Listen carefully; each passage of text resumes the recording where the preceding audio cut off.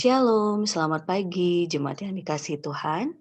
Semoga semua semangat dalam menjalani hari Jumat ini. Bapak Ibu terkasih, teman-teman pemuda, sebelum kita melihat bacaan kita, saya ingin bertanya, biasanya apa yang membuat kita menangis? Kalau pertanyaan ini rasanya kita bisa menjawab banyak hal ya Bapak Ibu terkasih. Biasanya yang membuat kita menangis mungkin ketika rindu, ketika sakit, ketika, disakiti, atau banyak hal gitu ya. Nah, kali ini kita akan melihat salah satu bagian perikop yang menunjukkan bahwa Yesus menangis, yaitu Lukas pasal 19 ayat 41 sampai 44. Yesus menangis, saya mengambil nats yang 41 dan 42-nya. Dan ketika Yesus telah dekat dan melihat kota itu, ia menangisinya. Wahai, betapa baiknya jika pada hari ini juga engkau mengerti apa yang perlu untuk damai sejahteramu. Tetapi sekarang hal itu tersembunyi bagi matamu. Jemaat yang dikasihi Tuhan, bagian ini Yesus sedang menangis, bukan sekedar menangis karena duka, bukan sekedar menangis karena ia kehilangan, bukan menangis karena ia dicaci, dibenci, disalah mengerti, atau disalib sampai mati, bukan. Ia justru dicatat menangis ketika ia baru saja dieluk-elukan memasuki kota Yerusalem. Dia menangis karena manusia di dalam kota itu tidak menyadari apa sesungguhnya yang mereka perlukan untuk kebaikan mereka.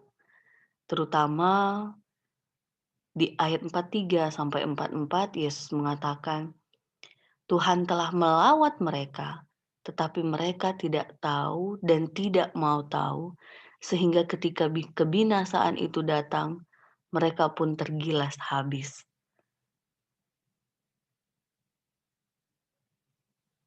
Jemaat yang dikasihi Tuhan, kalau kita bertanya kepada diri kita sendiri, mengapa dan kapan saja kita menangis? Apakah kita lebih banyak menangis karena diri kita sendiri atau orang lain? Ini pasti pernah kita alami, baik karena diri maupun orang lain. Sesederhana ketika kita mungkin melihat keluarga kita sendiri jauh dari Tuhan, atau melihat orang terdekat kita melakukan sebuah dosa yang kita sendiri melihat dan tahu, tapi tidak bisa melarang ataupun mengingatkan, atau kita sudah mengingatkan tetapi dia tidak mendengarkan dan hati kita menangis. Dan di bagian ini, Yesus pun sedang menangis karena manusia berdosa terpisah jauh dari Bapa yang sangat mengasihi mereka. Dan mereka juga tidak mengerti jalan untuk kembali kepada Bapa dan kemuliaannya yang sudah dijembati oleh lawatan Tuhan lewat kehadiran Yesus Kristus. Bagian ini mengingatkan kita, sekaligus menyadarkan kita, apa yang mendatangkan damai sejahtera dalam diri kita.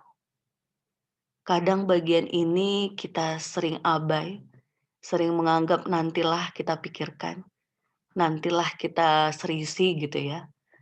Sehingga ada banyak orang-orang yang berpikir bahwa damai sejahtera yang dalam tanda petik dalam bahasa kekinian atau manusia disebut bahagia, itu akan hadir ketika kaya, ketika punya keluarga lengkap, ketika jabatan semakin tinggi, ketika ABCD yang semua itu ukuran duniawi. Padahal kalau kita tanya apa yang mendatangkan damai sejahtera dalam diri dengan segala keberadaan kita, Dialah Yesus Kristus, Allah Bapa, Roh Kudus yang menjadi sumber kekuatan dalam hidup kita ketika menghadapi apapun. Jika ini sedang tidak ada dalam diri kita, maka sebelum kita menangisi orang lain, mari kita tangisi diri kita sendiri. Dalam arti memohon ampun kepada Tuhan dan meminta Tuhan berpegang teguh dan berkuasa dalam hidup kita. Selamat menghayati damai sejahtera yang datangnya dari Tuhan. Selamat mendoakan orang-orang di sekitar kita supaya juga merasakan, mengalami damai sejahtera yang datangnya dari Yesus Kristus. Amin.